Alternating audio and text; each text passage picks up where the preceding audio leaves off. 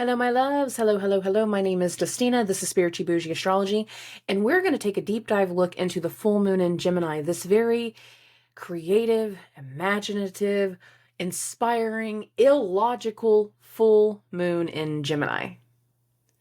It's a hell of a set of words. Reasons why I'm saying that, though. Of course, I break them down for you as best as I can.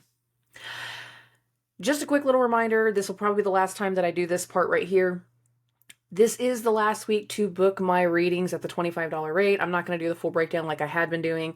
If you've watched any other episode going on this month, I've just put that little part in the intro. This is the last week to do it, and this will be probably the last episode before we get to December. So, just to be clear, this is the last week to book readings at the $25 rate. Now, I'm recording this the afternoon of the full moon in Gemini.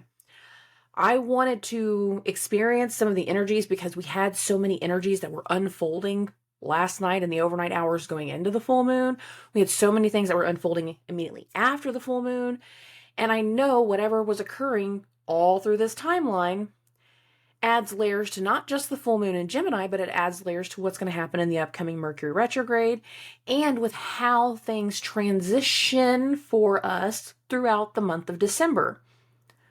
If you listen to the November month ahead forecast, I said at the beginning of that episode, like, look, whatever energy that we're in the first few weeks of November, I feel like once we get to the last 10 days, we transition into something else. Our gears shift, our focus shifts, our mindset shifts. There's a huge amount of shifting going on. And we're in it. Elements of this full moon are a big portion of the shift. For some people, we are looking at making a very logical change, but it's only logical to us. Not everybody is going to understand it. Some people, you know your tribe. If you have a good circle of friends and a good circle of people, like they know you and they know your energy, and even if they don't necessarily know everything that you're trying to explain to them, just like, okay, baby, you do you. Keep me posted. I got you. That's normal. But if you're trying to explain some of these things to some of the people that you have in your surroundings, like your family that you don't talk to every single day, your sister that lives in 3 counties away, lives a state away, that lives in a different time zone, your best friend that from high school that's still your best friend, but y'all live on opposite sides of the country, they're gonna be like, what did you say? What are you doing? You're just going to go up and go to art school. What? They're not going to understand all of the energies that have been unfolding up here to make what you're doing make sense. Now, quick little disclaimer for everybody. There will be parts of this full moon in Gemini video that I will reference when I do the Mercury retrograde video. Right now, Mercury's in shadow. I've been saying that for the last few episodes, and I'm saying it again now. Mercury's in shadow. It happened over the weekend. This full moon is in Mercury sign, and during this full moon, Mercury is in a square to Neptune. Baby, there are layers. So many layers to what is going on. And so much of it is in an energy of like, it's not going to make sense to everybody. And that's okay. If you feel confident, there are reasons why it's about what you feel and not necessarily what everybody else is thinking. I'll get into that here in just a second. There will be elements of this video that I will reference when I do the Mercury retrograde video. I'm not doing that this week. I'm going to do it next week. The extra video that I'll do this next week, I'm going to do the December month ahead forecast, and even it will have repetitive elements that go into the Mercury retrograde video. Why? Because Mercury retrograde's in December. It just is. But understand, I've said this before about this full moon, and I mean it when I'm saying it, but it's not going to completely make sense at the moment. This is a full moon that's meaning to be a level up. But it's not going to be easily understood as a level up because of the Mercury-Neptune square, because of the fact that Mercury's in its detriment, and because of the fact that Jupiter, the ruler of this Mercury and Sag timeline, Mercury rules the full moon, but Mercury's being hosted by Jupiter. Jupiter is also slowing down to end its retrograde in December. This full moon is a instigative energy. We make a decision. In a lot of ways, we make a decision. We are inspired. We are hopeful. We are boastful. We have a desire. We're wanting to do something. We're wanting to make a change. We're wanting to go somewhere. And for some people, it's not going to make any sense at all. Like, what do you mean you want to go? We always do Christmas at Grandpa's house. What do you mean you want to just go to Vegas for Christmas? Who does that? Baby, I want to do it this time. Because I don't want to be around you and your salty behavior. I don't want to be around the drama. I want to do something different. I want to find a peace. We will make decisions. We either made some over the weekend, we're going to make some in the full moon, or we're going to make some in this week ahead that will not make sense to other people. We will not see eye to eye with everybody with the decisions that are being made. Just understand that. And based off of their reactions to the decisions that we make, some of us might make also the decision to cut some people out immediately following this full moon. And that can be a temporary cutout, like a temporary, I'm taking a step back from you. I don't need to talk to you right now. I need a break from you. Sometimes we have to just tell our friends, leave me alone. I'm taking a step back. I don't want you in my DMs. My social media is going to get turned off. Leave me alone. Some of us are going to be in this moment because mainly we need to take time to focus and we need to take time to strategize. We need to take time to make a change. There are layers to this full moon that are not going to be immediately understood and immediately noticeable. Again, right as this full moon is perfecting, Mercury has just went into shadow. I can just go into that part right there. The decisions, the topics, the ideas, the people, the situations, the themes, whatever we got going on right now, we will be coming back to them at the end of December and going into January. Because the area of the sky that Mercury is in right now, Mercury will be coming back to this area at the end of the month. There are layers. When we have a planet go through a retrograde, whatever we start to deal with in this moment, we take something forward, something changes our mind, or we get something as far as it's going to go in that moment. We flip the script and we have to start going backwards. We will be coming back to these topics, these conversations, these situations, this forecasting energy by the end of December. It's probably going to be by the end of December going into January that we're going to recognize the level up that has been had, the transitional energy that has unfolded. We are not going to recognize it in the moment. Mercury is in a square to Neptune.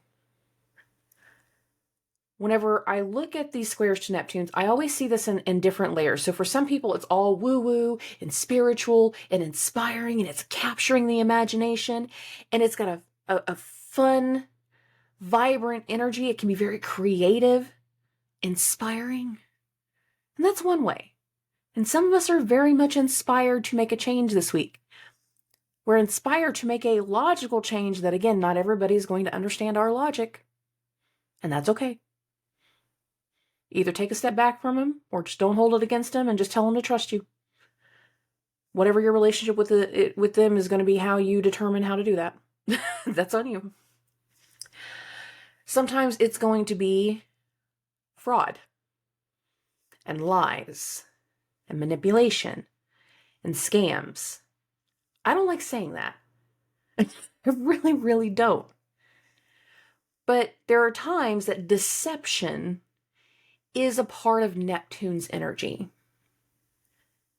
And the thing about the Mercury-Neptune squares is the fact that we're going to have 3 of them, and each one will be different. And this first one, Neptune is retrograde. So if somebody tries the lies, the bullshit, the scams, the fraud, the half-truth type energy, they're going to get caught. And that's probably what we get into by the end of December. Some of us, we just had a holiday, especially here in the States. I'm starting to realize just how many people are listening to me that are not in the States, so I apologize, guys. Here in the States, we had a holiday this last week. And in that holiday, many of us, like, we talked to somebody, we met with somebody, we did something, and like we had this energy where we could overpromise with the idea that we're going to underdeliver. We might not know the idea, but the result might be an underdelivery. It might be very underwhelming compared to how much something was hyped up in the moment. And what we come back to in a month is somebody being very, very salty. I don't trust you. I don't believe you. You lied to me. And this very... We're not going to know that, but we make the decision in dealing with part of that in this full moon. Sometimes it has to do with inspiration. Sometimes it has to do with lies. And sometimes it has to do with an effect. The thing about Neptune is it tends to cloud our judgment. We can feel like something can be really good. We have a high hope. But it can be a fallacy. It can be foggy. It can just be unclear. Some of us, we can be seeing somebody else go through something and be like, how is that working for you? Like, I just don't get it. Some of us can be in this moment where we feel like everything in the world is pitted against us and we don't know why. And the fog that is setting in is just pushing our mental capacity further and further down. Something is hanging over us. Depression, clouds, but can also be medicinal, medicines. And we can be talking about how something's affecting us. There can also be another type of effect, and that can be vices. And I've talked about this with Neptune before. Addictions, vices, the other things that we can to change our frame of mind, putting this in the lighter sense. Shots, other things that can change our judgment and cloud our mind. And one of the things that I feel like a lot of people can make a decision to do this week is change something, change our medication. Sometimes we don't get the choice in changing our medication, and I realize that. Just to be clear, there can be something with your doctor that makes you change medication. So that's the human effect. That's the real life effect. We can decide that we want to do something more along the lines of like ayahuasca or psychedelic therapy. Mercury, Neptune.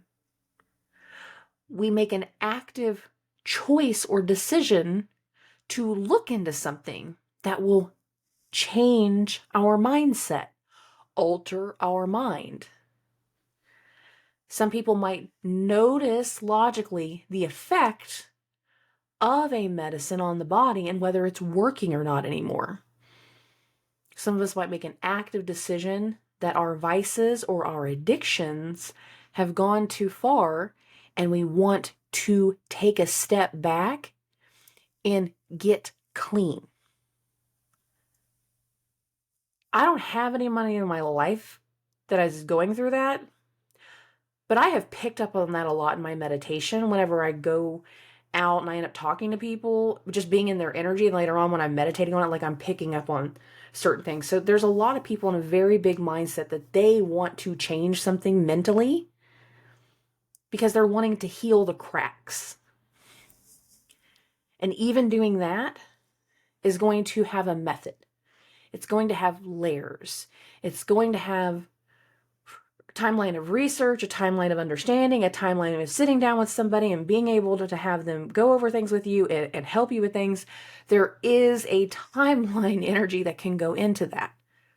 Whether it's getting clean, going to rehab, or going through an ayahuasca ceremony, or going through some type of psychedelic therapy, whatever this part is, going to AA, going to Gambling's Anonymous, whatever it is, even that will have layers in the process to making the change.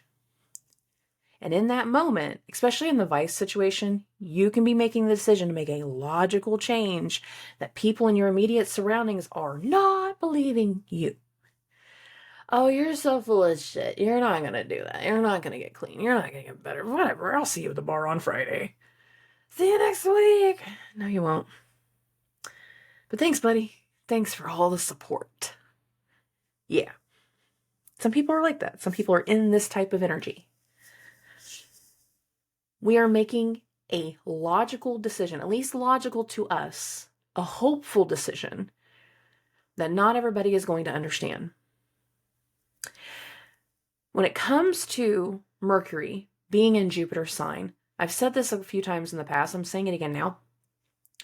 The logical brain does not necessarily do well where hope and faith and belief and prosperity, manifestations, this idea of living in abundance. Try talking to somebody about living in a mindset of abundance in this atmosphere, in this very inflated timeline where the cost of living has like tripled since 2020. Try being in this mindset and having a logical conversation with somebody. It ain't working. It's very hard to make logical sense of things. With the energy that we go through over the next 2 months, starting with the decisions that come through around this full moon, because for many people, it's going to be a decision. It's going to be the conversation. It's going to be something tied to this full moon, where we have to get our logical side in tune with our spiritual side. Our heart needs to be in alignment with our brain. This stuff doesn't always work. Sometimes whenever we let this take over, we do stupid shit. Sometimes whenever we let this take over, we overthink ourselves into a situation. It's very easy to overthink ourselves into a situation right now. And really, we need to be able to check ourselves. Not everybody has the ability to do that. Sometimes it's better to have somebody around you that can do that. Hey, when I start acting like crazy and you can see me spiraling, smack me. I said that to my friend before and he's like, gladly I will smack you. I will gladly smack you. It happens. Now, I wanted to be in this full moon's energy and I wanted to feel part of this, like I said before, to make sure I like to be sometimes just in the energy before I let things come out, just because it's very easy to say one thing and not be sure about it. And this, right now, I'm pretty sure about a lot of things, but, okay. If you've never listened to a full moon video with me before, a full moon or a new moon video, that's fine. I read everything from a whole house system, and I know this is more modern in the last few years way to do this. Here's the deal. I've always read this way, but I have a logical reason as to why, and that was the way my natal chart laid out. So, of course, we all start with our own natal chart. All of my houses pretty well lined up with that because I'm like a 1-degree ascendant. So I just defaulted to what a whole house system is, and that's the way I've always read. I never took into account the idea of another chart system because I do everything intuitively. So for you guys, if your ascendant is at 2 degrees or 25 degrees, I don't really care. That entire sign that your ascendant is in, to me, is your first house. And every numerical house that follows will now be associated with the next zodiac sign. So again, everything is read from a whole house system. Getting into the charts, we're going to look at Aries and Aries rising. The most mundane way to look at this full moon for you guys, Aries rising, is this is a full moon in your 3rd house. The most mundane way that I can see this is we make the decision to change something in our commute. We do something with a sibling. Some of us, we've had some hostile energies towards family members at certain points, and we're starting to like break through that energy and we're starting to make a change. And you can be doing something with a sibling. You can be changing something up in your business marketing. You can be looking into travel, booking a trip, going on a trip, getting ready to do a trip. Some of you might just have just done the trip while you were gone, through Thanksgiving week. Because again, here in the States, we had a holiday. But this is a full moon in the 3rd house. So there's some energy about kind of just getting out. If you're having a moment where it's hard to get your head straight, in this energy, especially because Mercury is in the 9th house, your chart ruler is in the 9th house, go for a drive.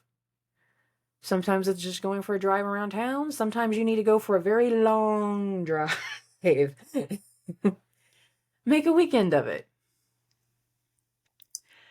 There is a lot of energy with you just now having your chart ruler going into your 9th house, where we have a lot of focus towards institutions. You can be dealing with institutions in your own way. So like, and when I say institution, I mean any level of institution. A bank is an institution. A courthouse is an institution. A hospital, it's an institution. A school, it's an institution. There are things about institutions that are a part of the energy. Mercury's in this 9th house, and it is in the square to Neptune in the 12th.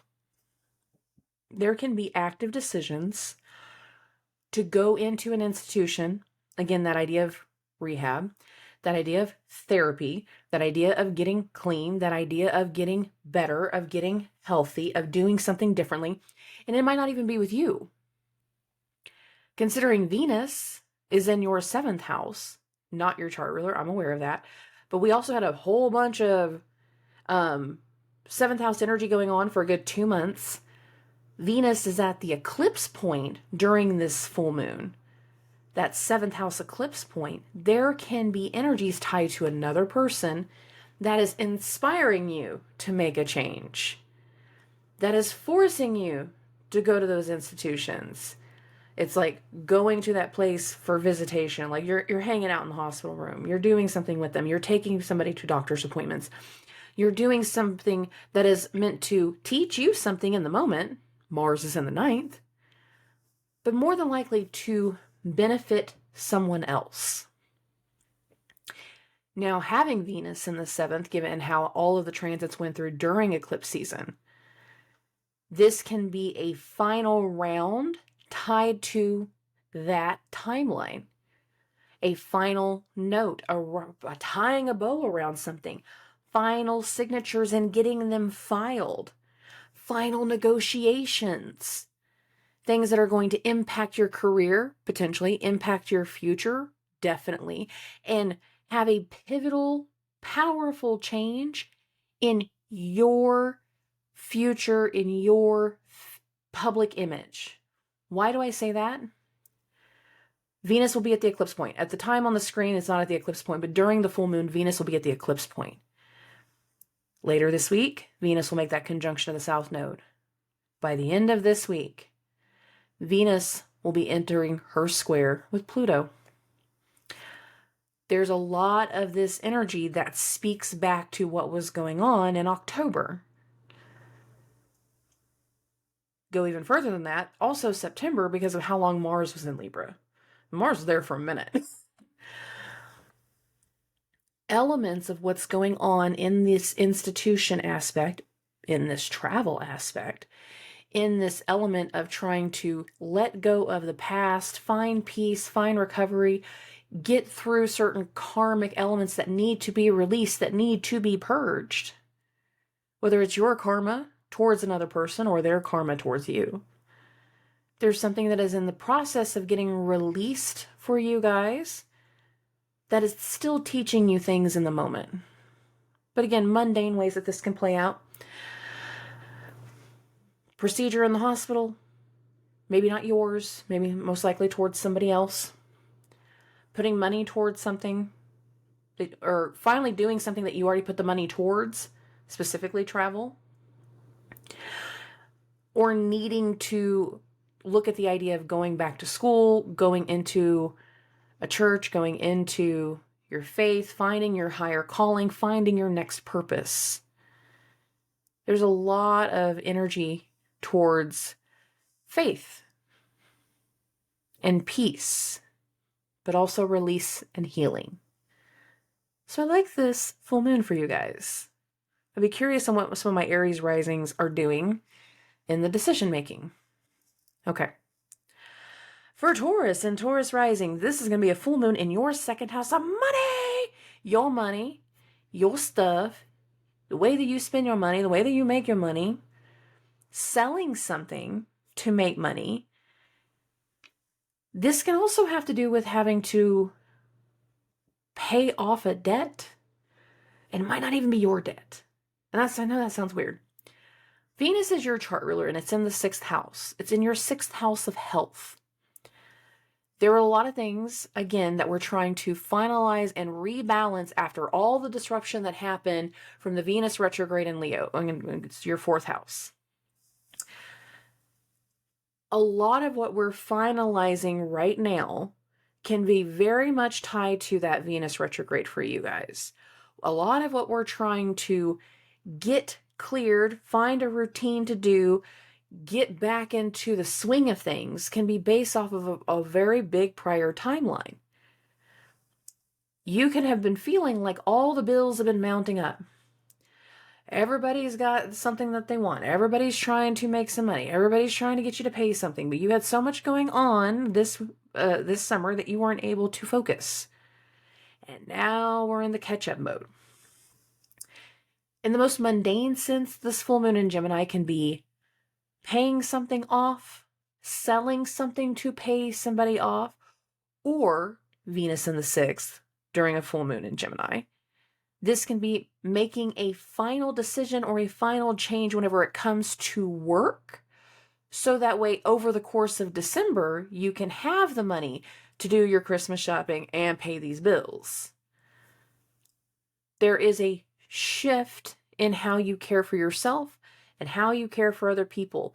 In a lot of ways, it's going to be an energy that's meant to bring you peace. It's meant to bring you hope. It's meant to help you in many ways.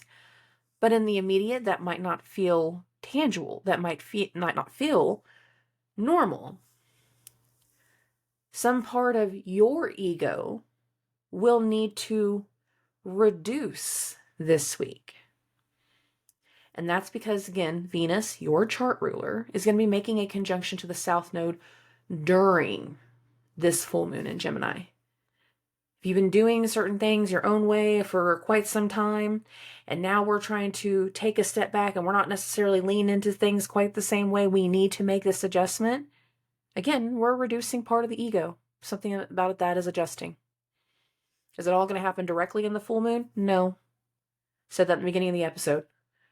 Somewhere in the days right before, during, or in the week afterwards, we make a shift, we make a transition. There will be a lot of things tied to how you care for yourself and how you care for other people. There will be a lot of things tied to work in this energy. There can also be things tied to pets. And I hope for the best on that one. Some of us might be going and buying our first animal. I'm a Shar-Pei lover. I don't hide that from anybody. This could be like making the decision that we're going to go pay or buy a dog, a cat, a horse. That's a mundane way.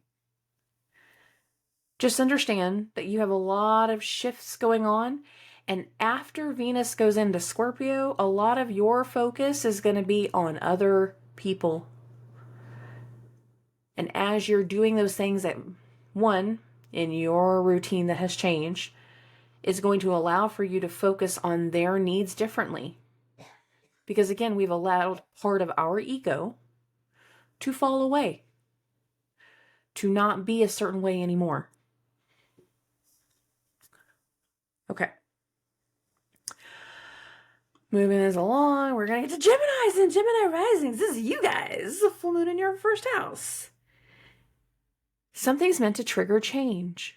And for a lot of you, the trigger of change is also based off the fact that you have so many things going on in your 7th house of relationships and partnerships and legal obligations. Now, this is kind of a mixed bag for you, Gemini risings, because you can have someone or something in the course of the full moon that triggers a change in your ego. And it's very likely going to be tied to another person. It can also be tied to a legal matter, something that humbles you a little bit. You've put so much focus on another person. Mercury, your chart ruler, is in the 7th. Mercury is also entering shadow. There's going to be so much focus on another person or a situation tied to another person that leaves you questioning where you're at in career, leaves you questioning what you're doing into the future, where you're going next, how you should see the world moving forward.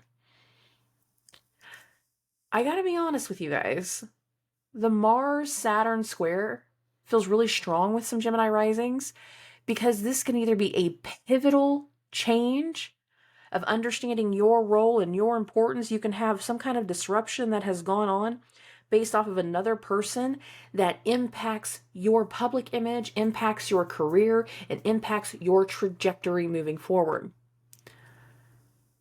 With Mercury square to Neptune, you can also have something very inspiring, something that leaves you very, very confused with your status or your state. Again, taking you into uncharted territory. Oh, he just magically just left. Oh, and now I'm getting promoted. I've only ever done shift work. I've never actually ran an entire store before. I've never ran an entire district. I've never done this before. Baby steps. Baby steps are good. The other thing with Mars is square to Saturn is I can also feel like for some Gemini risings, and this is going to be karma if this is the case. Remember, Mars had a retrograde in your first house. Last year, right around this time, we were in a Mars retrograde. Mars had a retrograde in Gemini. For some people, what I was picking up on with this energy, because you guys are going through a Mars cycle that will not end until Mars comes back into Gemini, and that's not going to happen until 2025. Oh, when is it? Summer. It's like July, August timeframe, like it's there. It'll be right before eclipse season.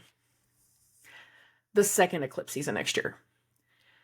But Mars going into Sagittarius can also tie back to that timeline.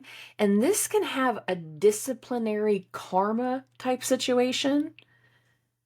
And there can be literally disciplinary action that impacts your career, that impacts your job. And again, humbles your ass a little bit.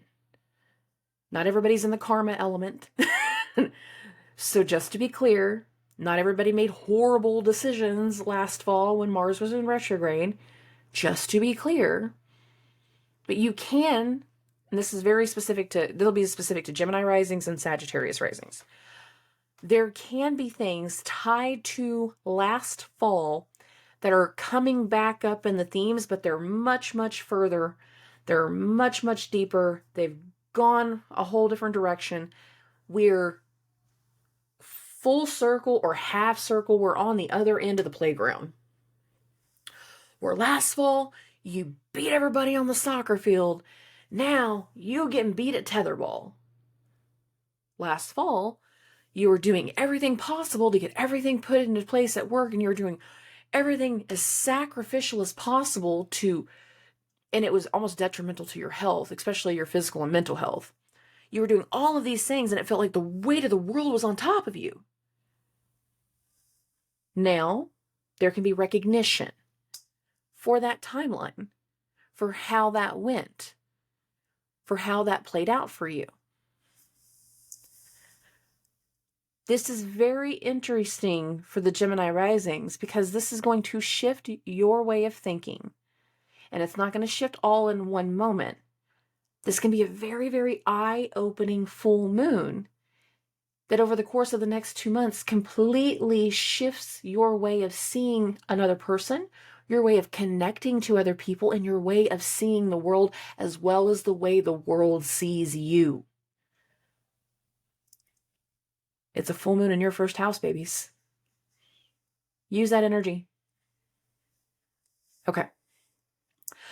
For Cancers and Cancer risings, this is not as fun of a full moon for you guys. This is a 12th house full moon. There can be things that start to blindside you over the lunar month ahead. Not just this moment, but all the way around. The 12th house is the house of the unknown, the unseen, and endings. And the moon is your chart ruler. The moon is in the 12th. This is a full moon in Gemini, and the ruler of Gemini, Mercury, is in your 6th house of health. How you care for yourself, how you care for other people, how you can be of service to others, where you need to make changes, potentially in regards to career, in regards to your public image, in regards to work. Some of you might be making the decision that you need a service animal. That seems very specific, but I don't pick that up with anyone else but Cancer risings.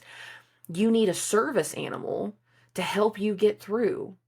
We need our emotional support puppy. For me, it's puppies. We need our emotional support puppy.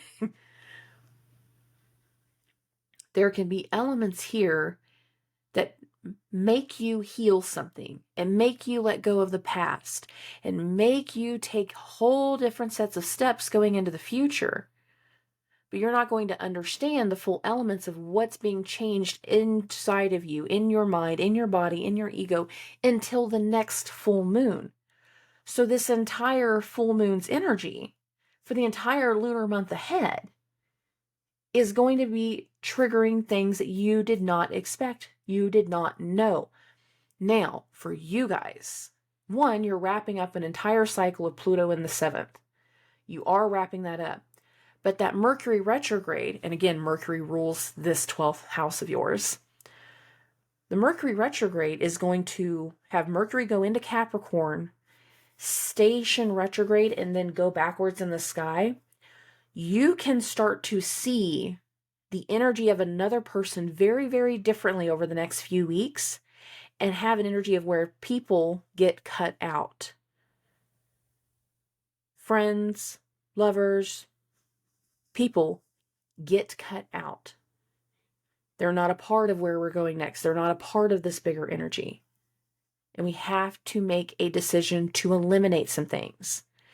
In the immediate energy around this full moon, we can be dealing with a medical issue, our own medical issue or the medical issue of somebody else. And if that's the case, we might not understand the full elements of what we're getting into. And we need the aid of another person, but whoever that other person is, they're not going to stay forever. They'll be temporary energy. They're going to be somebody that's just going to help you for the few weeks that you need them. And then you're going to be reverted to somebody else. You're going to get a referral to somebody else. Like, I'm only here for a moment, and then I'm not going to be here anymore.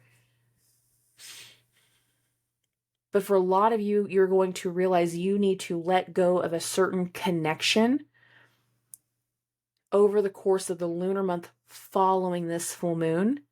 This full moon can be very, very shaky, and it can put you into dark places mentally. And if you get grabbed by that level of energy, get with your tribe person. Get with those people that can always like shake you out of the funk. Again, get your emotional support animal. Mine's a puppy, like I said.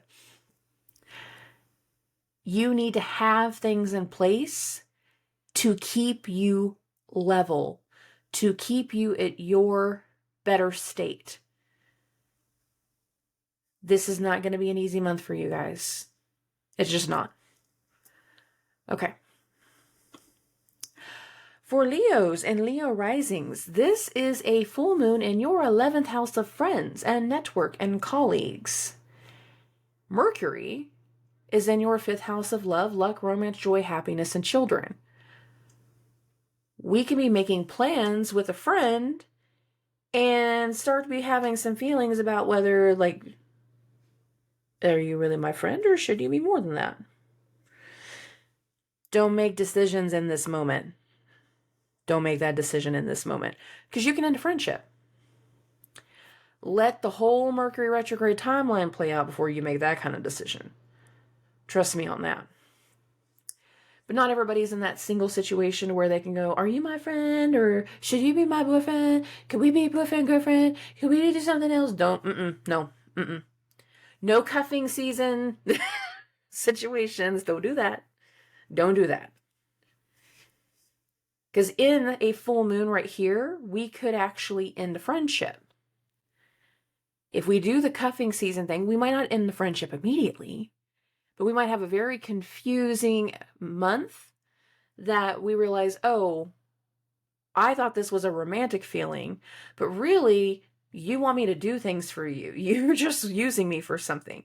And I don't like that. I don't like the way that feels. I don't like the way you're making me feel. I don't like how any of this is going to go. I'm not your maid. Not your maid. Be aware. Now, some of you can be having issues with kids. You can be feeling, your kids can say that they're feeling a certain way, or they're wanting to do something with their friends, and we can have some things that start to arrive around your kids. Not everybody has kids.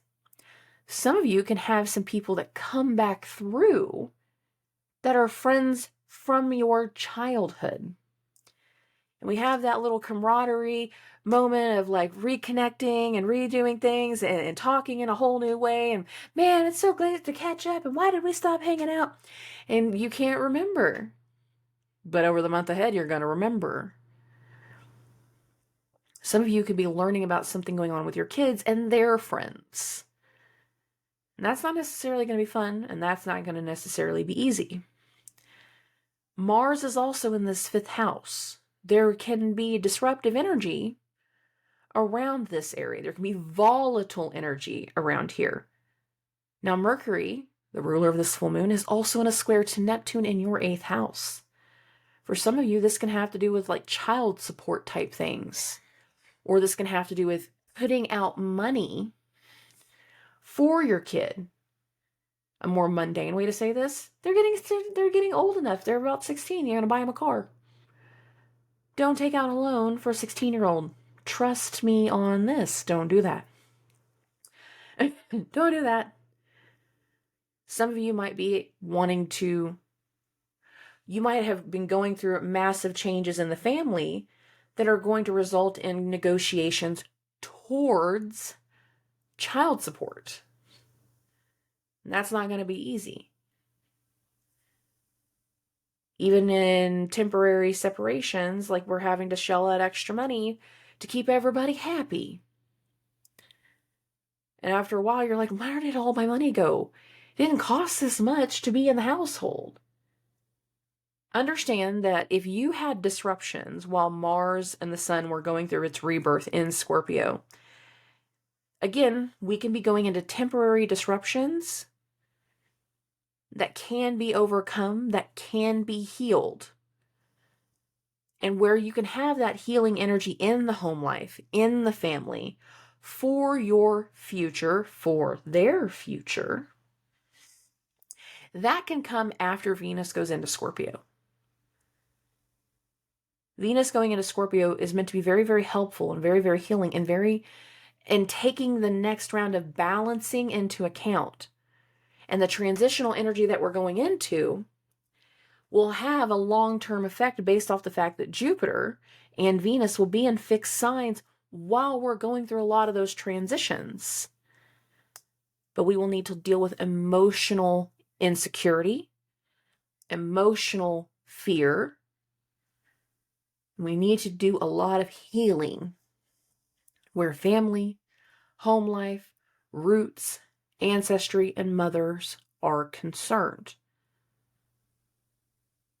Some of you, it's not necessarily going to be your immediate home. It will be the matron. It will be your mom or your mother figure. That's why I say matron so often. I'm everybody's auntie, like seriously, and I'm definitely a matron. So I understand it's not always the mom. But there's a lot of shifts. And if you're struggling to find happiness right now, if you're struggling to get everything the way that you're wanting, really and truly, in a lot of ways, you should be finding levels of happiness, but so much of it can be very confusing. So much of it can feel disruptive in many ways, and that is definitely because now we have Mars in the mix. Mars does well in Sagittarius. Mars actually does pretty well in Jupiter signs, and we can have things tied to beliefs that are being tested and being questioned. That can also be about your parenting or the parenting of another person, their parenting style. I mean it that way.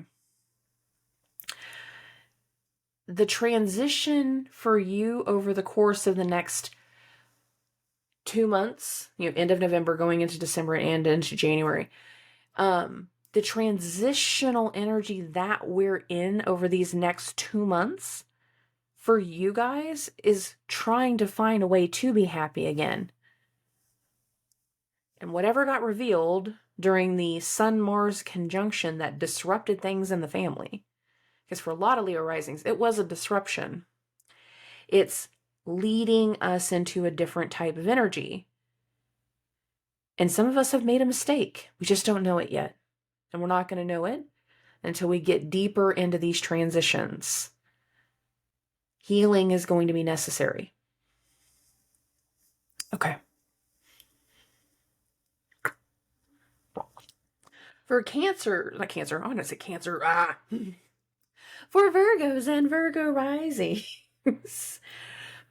This is a 10th house, public image, career, your goals for the future, where you're wanting to excel. This is a mindset change. Here's what we're doing. This is what I'm going to be doing in the future. And this full moon, being in the square to Saturn, which I haven't put a whole lot of emphasis on the square to Saturn, but there is some emphasis to it. For you guys, this full moon in the square to Saturn means you're making changes for the future. You're making changes in career. You're making changes based off of the commitment or lack thereof of another. We have an idealized way of thinking that if I move to this other area of the country, then we can be together and we will be happy. Not really a big Virgo way of thinking, but again, your chart ruler is in Sag right now. It's in its detriment. It ain't thinking clearly. Mercury's square to Neptune could be creating questions in a legal capacity with another person in some level of commitment that we don't know where we stand with you based off of what's going on with your family. They are questioning, well, how are you going to make time for me if you're always doing this? And again, there can be a lack thereof situation. And if somebody puts that in front of you, you might be making the decision that maybe that this person isn't the right person. The other thing that can happen with the Mercury-Neptune square is that there can be something inspirational and motivational and a whirlwind, imaginative, romanticized energy that comes through that also has a very serious full moon square Saturn, very serious inclination of change. You've been dating somebody for just 6 months. It ain't been that long. A lot of Virgo risings, like we had a lot of things going weird during that Venus retrograde, that y'all are in new territory. Whole new sets of territory. And we can be suddenly having somebody that we've only been dating for a few months that has popping the question. Do you want to marry me? Would you like to move in together? Can we do something else? And that news, once we tell members of our family, that doesn't go well. That leaves them feeling confused. And that's putting you in a weird situation because, again, Mercury is your chart ruler. And Mercury will be coming back to this area of the sky. If you jump the gun saying, yes, I agree, you might come and regret it within a month. You might have something test you in a month that makes you really wonder if this is the right person. This is your chart ruler. We can make decisions that are not clear, that don't have a clear plan forward, that don't have a clear inclination of how to continue. Now, for some of you, this is going to have to do with a legal matter, legal situations, your plans for the future. You have a job opportunity, and again, that job opportunity is asking you to move far, far away. And we have to go through all of the levels of how do you sell the house? How do we do this commitment? And when I know, how's grandma and grandpa going to feel? And that we've had to have this conversation, either we just did or we're about to, with the elder, letting them know we're making the decision to move. And that's still going to have a bunch of commitment processes that are going to follow. And we can make a decision here, not having planned everything out clearly, not knowing the full spectrum of what we're getting into, but we will know more once we get to the end of December. Listing our house, finding an agent, making this commitment to the career, making this commitment to this position. There can be a big element of adjustment and change. And once we get to Mercury into Capricorn, strategy is going to be a big thing for you guys. Well thought out, planned strategy. If you have an opportunity that comes through the first part of the week during the full moon's timeline, my honest suggestion would be to wait until Mercury goes into Capricorn before you make that decision. Because then at least you will be thinking more clearly. Wait till the weekend, if you can. Some people can't wait. If you go ahead and make that decision, what can be this weekend once Mercury goes into Capricorn, it again can be strategy. And it can be strategizing with another person. But we have a very clear focus of something we want, a goal. Some of you, Mars is square to Saturn, was telling the family that you don't want to be in a commitment anymore. You don't want to be a part of a certain role or responsibility. And that again is going to create and open a whole can of worms that's impacting the family, impacting livelihood, going to create legal situations, going to create a whole different set of matters that you have not fully thought about in the moment of saying, we're getting divorced, we're breaking up. Because you really haven't thought it all through. You haven't done the numbers.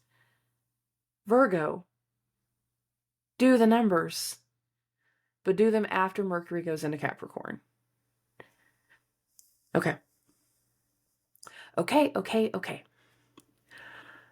We're going to go to Libras and Libra risings. This is a full moon in your 9th house. Your calling, your purpose, institutions, having to deal with institutions. Travel.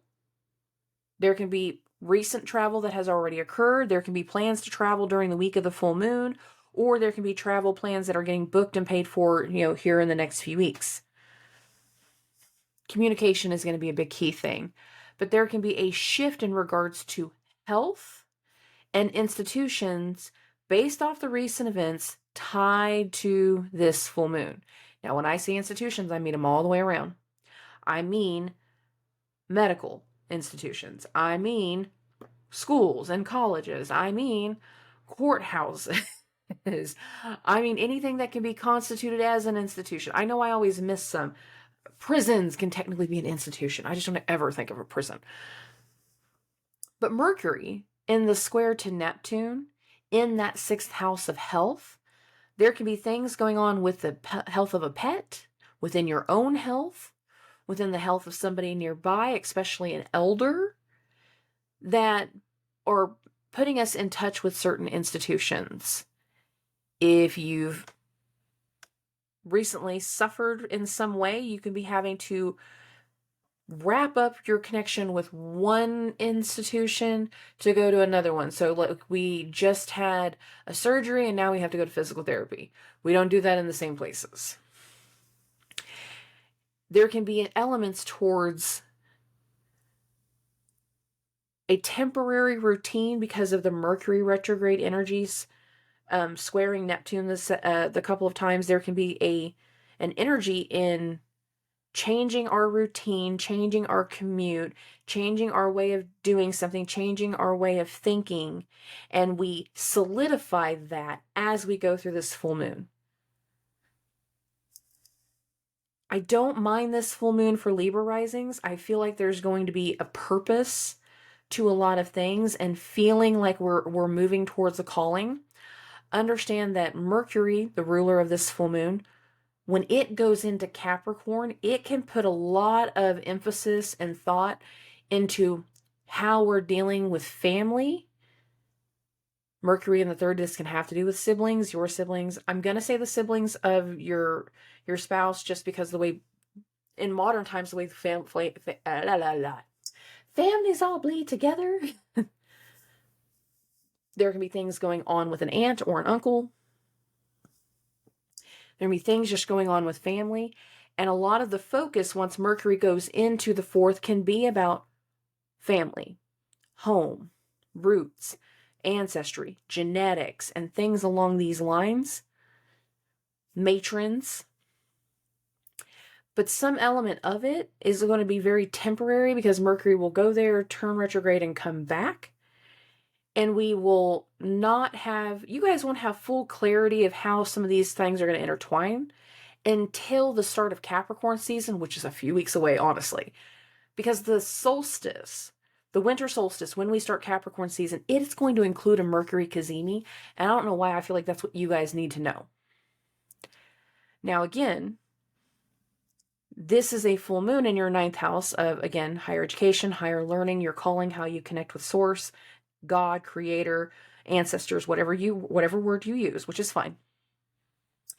This is going on while Venus, your chart ruler, is in your first house going over the eclipse point. Some of the energies that are unfolding right now can go all the way back to October, specifically around October 14th, when we had that new moon eclipse in Libra in your first house. Something instigated in that eclipse, energetically instigated the week of that eclipse. That it can also be a part of the energy that is coming back through in this full moon, that we're taking to the next level, that we're going to be showcasing and dealing with family regarding. Think back, go back to your pictures, whatever you need to, in regards to whatever was going on October 14th. Because the way this full moon's energy is laying out, I don't feel like it's going to be super big or really heavy for you guys, unless like you work in certain institutions and you can have some foreshadowing of something that's going to come later in the topics, in the conversations. But I feel like for a lot of Libra risings, it's activating stuff that has already occurred and taking it to the next level and bringing it to a fuller picture, to a bigger flourishing. The other date that it could be, because of the Venus ruled eclipses, just to be clear, would be around October 28th, 29th. Because again, that was a Venus ruled eclipse in Taurus. Venus is just going over that one eclipse point, but she ruled the entire eclipse axis. So there are going to be elements tied to that too. Okay.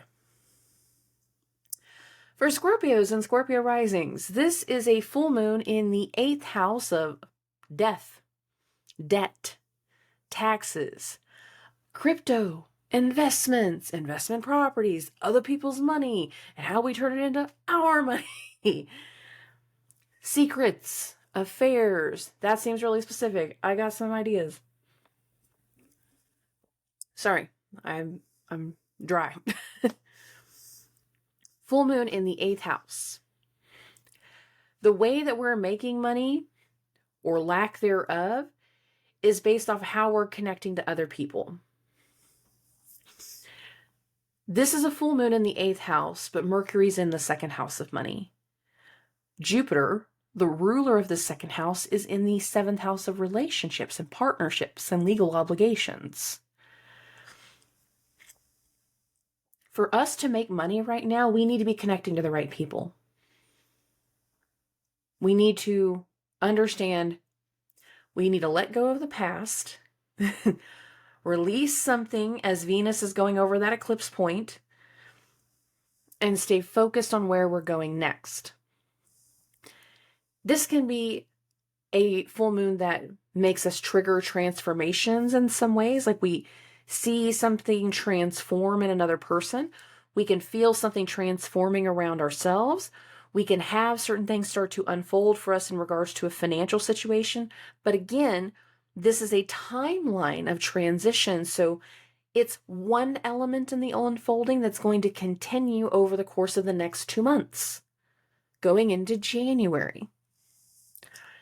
A decision to transform something, a decision to handle things differently. We can be inspired by a loved one to take different steps forward.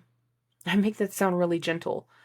Mercury's in the square to Neptune in the 5th house of love, luck, romance, joy, and happiness and children. But we also just had Mars in that square to Saturn.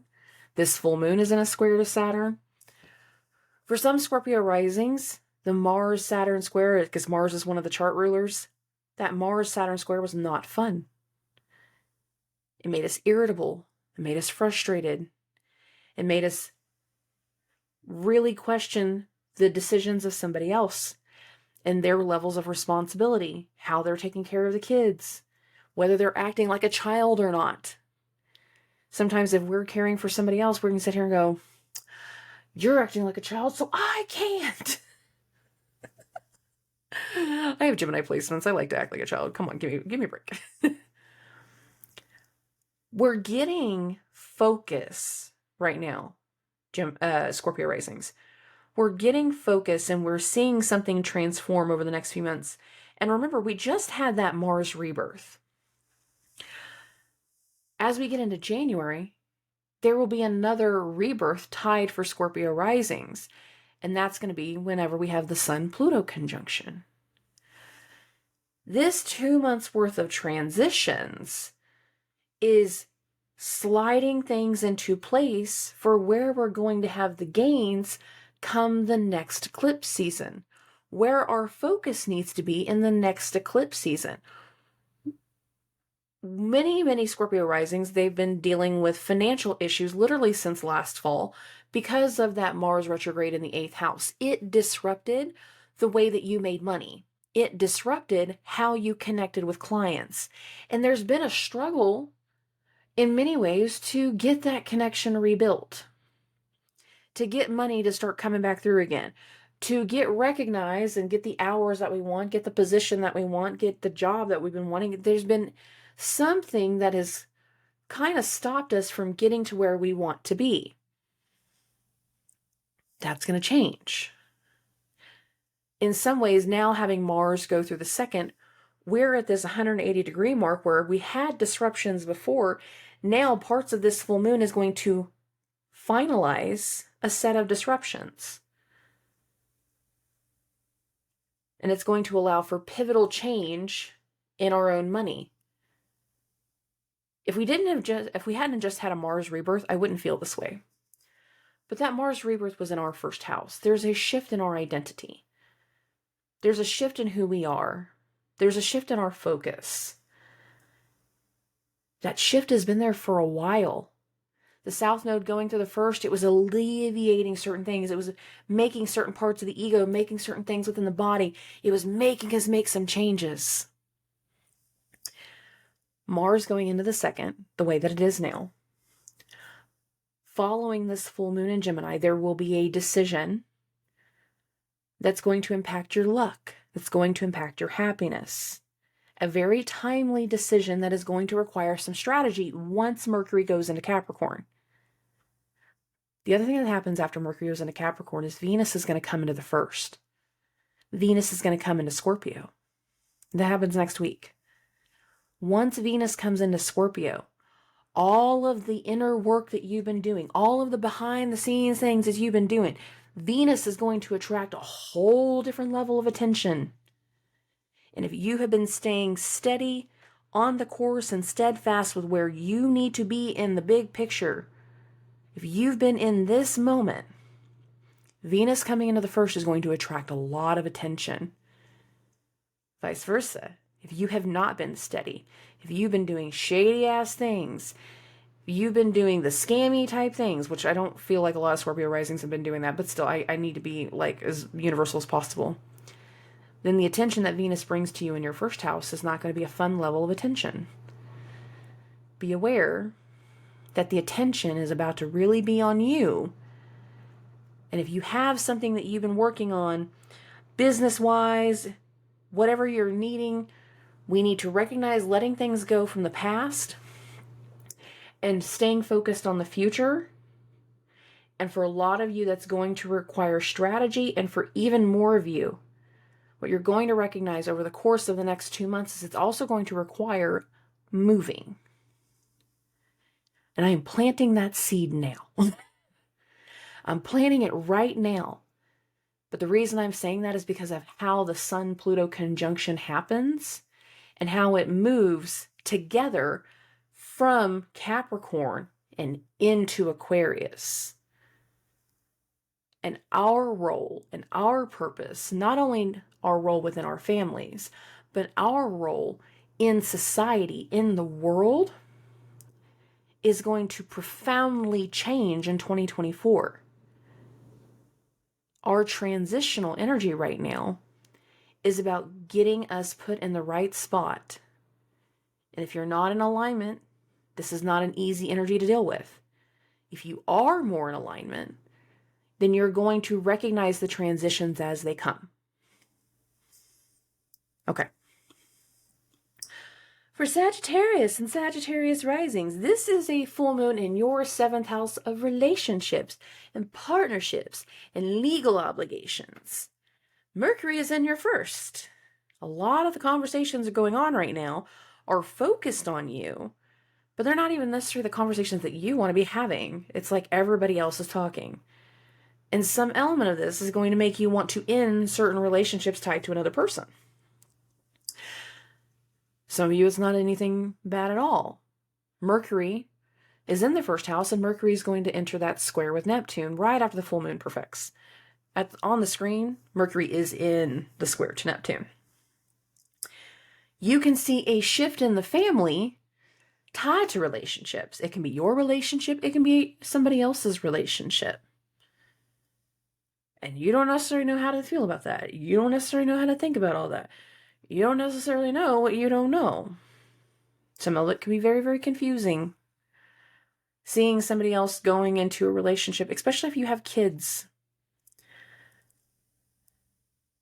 A lot of the focus is going to be on you for a while. A lot of your drive and a lot of your determination, and a lot of your wanting moving into the future is up to you while having so many things in your 1st house. Now, at the end of the week, Mercury is going to go into Capricorn. And there's going to require a lot of strategy on how you're spending your money, what you're doing with your money, a lot of planning involved in regards to money and assets. And this is directly because of something going on at home. Mercury is going to be in Capricorn, it's going to be in Saturn's sign, and it's going to have that sextile to Saturn. Either based off of like certain responsibilities or certain things going on in the home, or based off of what's going on with an elder within the family. There's going to be a lot of focus on strategy after this full moon. This is a full moon in the 7th house. This can also have to do with legal obligations. And again, strategy of how you're going to pay for something. That full moon is in a square to Saturn. How you're going to pay off a house. How you're going to purchase something for the family. Where we're going to be, coming up with the money to upgrade all the furniture, to do this family project, to do this household project. Some of you are making the decision of how you're going to set up a new house. Because, again, the squares to Saturn. You will still feel like you are in uncharted territory once Venus goes into Scorpio. But understand, Venus going into Scorpio is meant to be very, very healing for you guys. And it's going to take time to understand that. Your chart ruler, Jupiter, is in the 6th house, and it's in Venus's sign. So again, we have elements tied to how we care for ourselves, how we care for other people. Many of us are having to take on different levels of care for ourselves, or we're taking on different levels of care for other people, whether it's somebody in our immediate family or in the family of our spouse. We're trying to figure out a routine of how we're doing all of these things. Acts of service. We've been in this energy for a while, the acts of service, but there's been a struggle on how to care for yourself. Over the next month, a lot of those struggles will turn around. As we get into January, you will really notice the turnaround. Most of the time, Sagittarius season is really good for Sagittarius placements, but given the way Jupiter is going through its stationing and its retrograde, there can be a bit of a spiraling element at different times for Sagittarius risings. And if you know that going into the month, then it's going to make it easier to handle, and it's going to make it easier to deal with. It's going to make it easier to understand it's just the energy, it's just the energy, it's just the energy, it's just the freaking energy. Because it is. You can be a little more irritable or a little more brass, a little bit more abrasive, tense, curt, as you're communicating with people with Mars in your first. And this can result in having issues with other people, especially going through this full moon, because again, the full moon is in the 7th house and the ruler of the 7th house is in the first. You can be very, very sick of somebody else being in your immediate zone that it's starting to make you really bitchy, really curt. And parts of that energy can also be because of you're being very frustrated with people in your household. How much longer are you staying? The holiday was last week. We're leaving tomorrow. Why did you stay a week? Like, what? Why did you stay a week and not tell me you were staying a week? Like, there can be a moment of irritability and frustrating energy tied to this full moon, but there will be moments all through the next month and a half of Mars going through the first that can make you very irritable. You very, very frustrated with another person. It can also make you very, very motivated to get something turned around and to get something going in a whole different direction. If you can't find the motivation, then it's going to make you irritable. It's going to make you bitchy. It's going to have you falling into those spiraling moments. If you can find your passion, find your drive, find a motivation to get through the next month, this won't be as heavy. It all really comes down to what's going to be best for you. And I have one other specific thing for the next lunar month, which lunar months are full moons to full moons. For Sagittarius risings, I have one extra little thing. I've been telling people this in their individual readings. I'm going to say this to Sagittarius risings here during this full moon video. No casual hookups in December. None.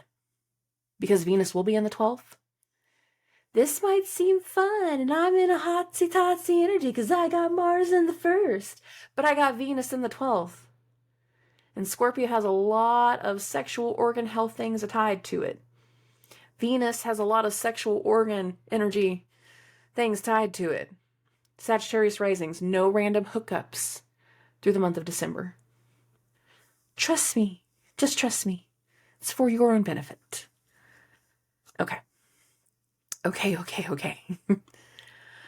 Capricorns and Capricorn risings, this is a full moon in your 6th house of health. How you care for yourself, how you care for other people, your routine. A lot of things going on at work. You can have things going on around your pets throughout this full moon. Mercury, the ruler of this full moon, is in your 12th, and it's making that square to Neptune in the 3rd. You are one of the energies that can also be making the decision to go to rehab, to do therapy, to make some type of decision regarding who you spend your space with and who you don't want to spend space with. Now, here's the deal. This is very heavy 12th house transits, and your chart ruler is in a very emotional sign. Both of these are in Jupiter's sign, and this is kind of a mixed bag over the month ahead whenever it comes to Capricorn risings, because Jupiter, the ruler of Sagittarius and the ruler of Pisces, is in your 5th house of love, luck, romance, joy, happiness, and children. if you have moments where you feel like you need to step back from somebody, that you need to isolate, that you need to cut some people out, that is the universe telling you you need to make those cuts. And that's not going to be a very easy thing to do, especially if you're not used to cutting some people out. Some Capricorn risings, you ain't used to cutting some people out. But the thing is like, this is going to be the best thing for granting you peace for where you want to go in the future, for where you're going in regards to your goals for the future and how you are seen in this world. The elements of healing, of purging, of letting go of the past is profoundly benefiting you in ways that you don't get to see yet. You haven't got the chance to understand. But you will see and you will understand. And I feel like you're going to see it after Venus goes into Scorpio. And I think that because then you're going to have the benefit of certain connections with other people. You're going to have friends, clients, people that you choose to spend your time with, recognize the changes that you're making. Vice versa, if we're not committing to healing and you're just going into isolation, you're going to have your friends and your network of people going, why are you hiding? Why ain't you talking? What are you doing? Now, in the most mundane sense, around this full moon, we can be doing some final act of service, some last minute plan, something going on at work. Sometimes it's not a final, but it's more of like a whole new level at work, a whole new level in your career, a whole new level in public image, a whole new level in how you reach out and communicate with people. And again, you won't understand the benefit to it until after Mercury comes into the 1st and Venus goes into the 11th. Now also, Mercury coming into the 1st can make us very, very aware of things going on in the health. And that can be activated in this full moon. And I only bring this up with Capricorn risings because Mars was in a retrograde last year in your 6th house of health. And I'm seeing patterns with certain signs that the Mars energy is coming back around as we go into this next month. But it's coming back around at the whole different end of the cycle. So again, if you were going through health issues and health concerns, maybe what we're getting into now is that we're putting those things to bed. If we were dealing with things going on in the workplace that were just overwhelming you in so many different ways, that now we've finally got a good routine, or we finally got something figured out, or we're finally in the right position to where it doesn't overwhelm us anymore. And again, we can start to heal.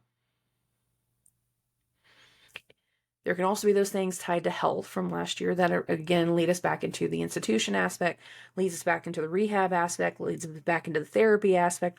We can be making an active decision to get better, to make a change, not knowing just how much this will turn around things in our life once we get into the first part of 2024. The transition for a lot of Capricorn risings is to overcome insecurity, to overcome fear, to overcome past traumas, and to no longer allow for the element of what Pluto represents in your 1st house and has been representing since 2008. There's so much of the energy that activates in this full moon that takes us through the next 2 months that is meant to help you strengthen your mind, strengthen your resolve, strengthen your spirituality. The results that come from this are going to be huge whenever it comes to love, luck, romance, joy, happiness, and children, and huge in the next eclipse season in regards to home, roots, home life, and family. Okay. For Aquarius and Aquarius risings, this is a full moon in your 5th house of love, luck, romance, joy, happiness, and children. Where are your chart rulers? Well, Saturn is in the 2nd house of money and has been since earlier this year. Uranus is in the 4th house of home, home life, and family. Oh, look, nothing has changed. because I've been saying that part for a while for you guys. However, Mercury is in that 11th house. The ruler of this full moon, Mercury, is in the 11th house of friends, network, colleagues, hopes and dreams for the future, humanity, community. A full moon in the 5th house can instigate a change to or for or with children, happiness, childhood, inner child behavior, and healing the inner child. Now, in the most mundane sense, Mercury's in the square to Neptune. There can be something that's costing you money regarding the kids. So, given the time of the year, Christmas is an easy one to go with. You're about to spend a whole bunch of money on the holidays. The other thing can be, in this energy, having to spend extra money based off of the kids, not just from the holiday, field trip type things. Some of you can be making decisions in regards to what assets don't need to remain anymore. Kids are at different stages. So if, up until, this last 6 months, like they've always been in this clothing size and all of a sudden growth spurt, like, oh my God, you're like a foot taller. And we're not just looking at like Christmas gifts. We're also looking at, I got to get you a whole new freaking wardrobe because nothing fits. Very mundane ways to look at this. Not everybody has kids. Some people can be making the decision to change something in regards to our love life. That could be a good thing or a bad thing. Now, that Venus retrograde that occurred, that was in your 7th house of relationships and partnerships and legal obligations. There can be a financial shift that leads to happiness. That is a shift in your luck. That is a shift in what makes you happy and what gives you purpose and how you do things. A final verdict. The Venus retrograde was in the 7th. But Venus is now in the 9th house of institutions, and one of the institution elements can be courthouses. And some type of thing that you have not been sharing with other people, a trauma, something from the past, something that you've hid, a secret of some sort, can be slowly start to boiling up to the surface. And we can start to feel that we're either ready to announce this and tell people about something that happened, or, big or, we're finally able to get over it over the next 2 months, not just in this full moon. This full moon is one level to a whole set of energies that's unfolding. And that over the course of the next 2 months, this energy is going to allow for what used to be something that we felt was traumatizing, that we felt was awful, that we felt like was anchoring us into a place that we didn't want to be anymore, that we're finally able to let it go. And we're finally able to overcome it. And we're finally able to take back our power. And by the end of this 2-month span that is instigating in this full moon, when we have Pluto come into your first, you're going to understand a whole new level of energy whenever it comes to personal power. We can overcome fear. We can overcome adversity. But we have one element here that is shifting and adjusting in regards to love, luck, romance, joy, happiness, and children. Okay. For Pisces and Pisces risings, I don't necessarily you guys aren't always last on purpose. It's just the way the chart falls. But this is a full moon in your 4th house of home life, roots, family, ancestry, genetics. I always bring up genetics with the 4th house because a lot of people don't realize that genetics play into that. But it does. Saturn is in your first. There is a shift in the family, in the home life that is going on. It can be tied to siblings. Why do I say that? Because Mercury, the ruler of this full moon, is in Jupiter's sign. It's in your sister sign for the Jupiterian aspects. And Jupiter itself, your chart ruler, is in the 3rd house. Communication, short distance travel, You've probably been traveling a lot more. Siblings. That's resulting in a shift. The way we see certain members of our family, we don't quite see them the same way. And there have been some pressures in many ways in regards to finances. And some of you have felt like you've been having to take out additional debt, or you're having some type of additional financial things that have been adjusting that are probably going to be going away or shifting or altering or not quite the same way over the course of the next week until Venus leaves Libra. That final hit of Venus hitting the South Node and then Venus going over the eclipse point, there could have been something that came through around the eclipse or that was coming through that started to shift and fade away during the eclipse that we recognize in this full moon. That again, it impacts the home life, it impacts the family. The eclipse again was October 14th. That new moon eclipse in Libra that happened at 21 degrees where Venus is right now. There can be a shift in family with matrons, with mothers. That's 100%, I shouldn't say 100%, 50%, I'll say 50. I'll give you guys 50. That is 50% your fault. Your fault based off your influence, based off your decisions. Why? Because this full moon is in a square to Saturn. The Sun and Mars just made squares to Saturn. Mercury is in this square to Neptune. Some people might be struggling to believe you. Some people might be feeling like you're trying to pull something. And they don't necessarily realize the weight of Saturn in your first house and how serious you are about things. How your focus and how your energy has leveled up over the course of the whole year. And who you are right now is not who you were a year ago. It really wasn't. It isn't. You've changed. And in many ways, what's going to happen over the course of the next 2 months is members of the family, members within your household. Mercury also rules your 7th house of relationships and legal matters and partnerships with other people in general. Mercury in that 10th house, your relationship with your family, your relations with just other people in general, whether it's a romantic relationship or not, it's going to shift because we have a different plan for how things are going to go into the future.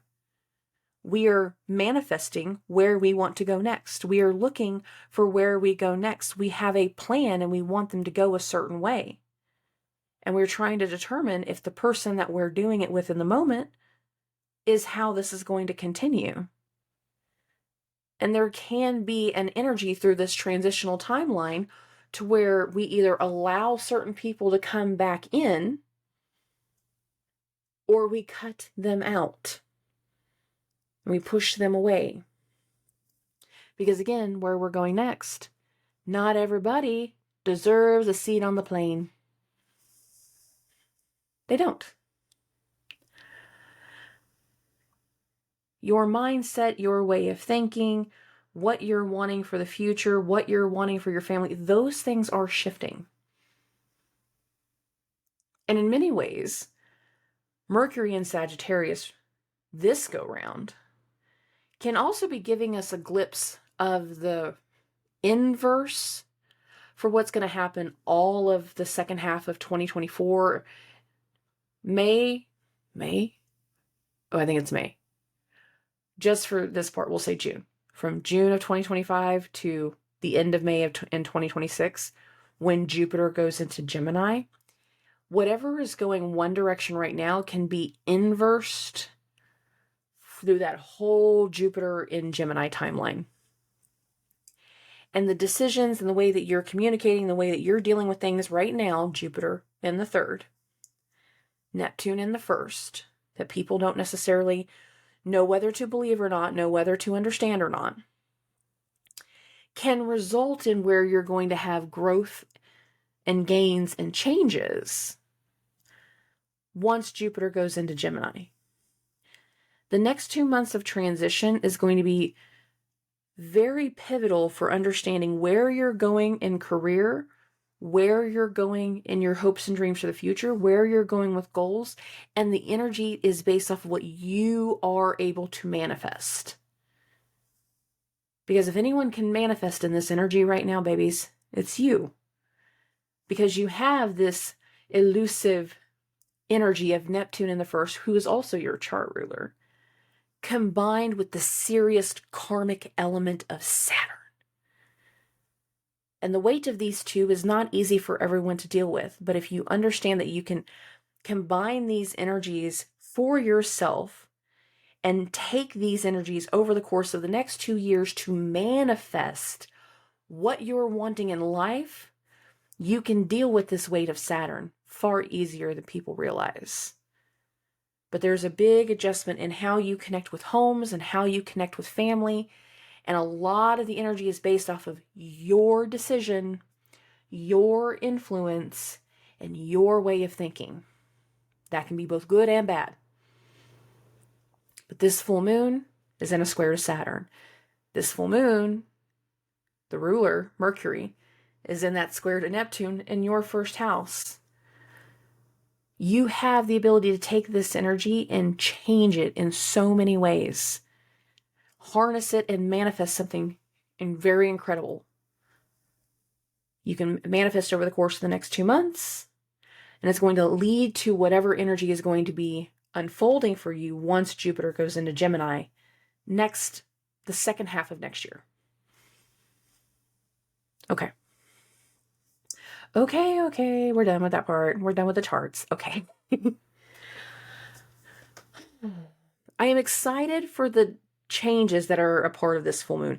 I am excited to see the mental shifts. But again, understand the mental shifts that we're in, the things that we're deciding on, the communication that we're having, not everybody's going to understand. And the best thing for you to do is to not take offense to it. However, not everybody's capable of being around somebody that's in the portion of change and not taking offense. Some people just get butthurt. And if that's the case, don't take it personal. That's not an easy thing to hear, but it's true. You can be at a moment where you just don't take that personally. Understand where we're going next, what we're doing next, instigates in this full moon. In a lot of ways, this full moon is meant to be a level up, but it's not a level up in the moment. It's a level up energy that's going to take the course of the next 2 months to understand, because again, the ruler of the full moon is Gemini, or the ruler of the full moon is Mercury, and Mercury's in shadow, which means we need the entire Mercury retrograde to understand what's unfolding based off what instigates right now. Based off what's instigating right now. There are layers to this full moon. And some of the energies that are instigating in this full moon are energies that actually instigated back during the Libra new moon eclipse 2 months ago. And not everybody realizes that. Not everybody's able to wrap their head around that. Some people, whenever I tell them a date like a month ago or 2 months ago, they're like, I don't remember what I did yesterday. What do you mean? Like, remember what I did a month and a half ago? So again, check your social media. Go look at your posts. Go look at your TikToks. Go back through your pictures. Go back through your text messages. And look at some of the discussions that you were having. Look at where some of the energies were. That was a weekend. It was a weekend whenever that happened. It was like a Saturday night. So what was going on for you that weekend? Where were some of your energies? What was going on for you the week before then? Because we had a lot of energies building up to that eclipse, and the eclipse itself was not heavy. The week before it was. And it was resulting in things. So I love and appreciate every single one of you. Thank you for listening. Thank you for trusting. Again, if you messaged me this morning, I have not had the chance to go back through all of the messages that I've had. I will be responding to people throughout the day. I wanted to make sure I got this out for us as soon as possible, and there will be another episode later this week besides the weekly episode, and that will be the forecast for the entire month of December. So I love and appreciate every single one of you. Thank you for trusting me again, and subscribe.